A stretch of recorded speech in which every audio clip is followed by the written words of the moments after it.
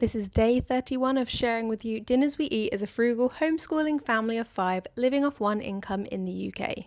Most weeks I make a loose meal plan, but then there are those weeks that just run away with me and I look at whatever I have in the house and I go, what can I make? Today was one of those days. I had a ton of red peppers from my odd box, as well as some sweet potatoes and some Cavolo Nero spinach, is it?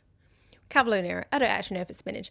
I also realised I've lost my potato peeler, so please don't judge me for this. I also decided halfway through this wasn't working and switched to just leaving the skins on. But today it is a satay inspired sweet potato and pepper curry, I guess is what I'm going to call it.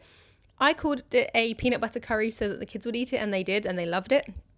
All I did was, this was a slow cooker meal, so I added some oil to my slow cooker, some frozen onions that I minced from about a week or two ago, let them cook off for a bit. I put in a lot of garlic because I am a humongous garlic fan. I don't feel like you can ever have too much garlic, in my opinion. If I became a vampire, I would be very depressed. And then I added in, what did I add in? I also added in some grated ginger. I just buy ginger and freeze it and then grate it straight into dishes and then put it back in the freezer. It's the easiest way I found to store ginger and grate it into meals. I also added in some paprika. I think I put in some smoked paprika as well and some cayenne pepper. I then added in all of the red peppers after all the spices had cooked down for a bit. I added in some cumin and some coriander seeds as well. Maybe not seeds, maybe it was ground coriander. And then the sweet potato went in as well. I let that cook off for ages, like 10 minutes I think. While that was cooking, I peeled and prepared my Cavolo Nero spinach. I just take the really chunky main stalk out and then chop these up finely.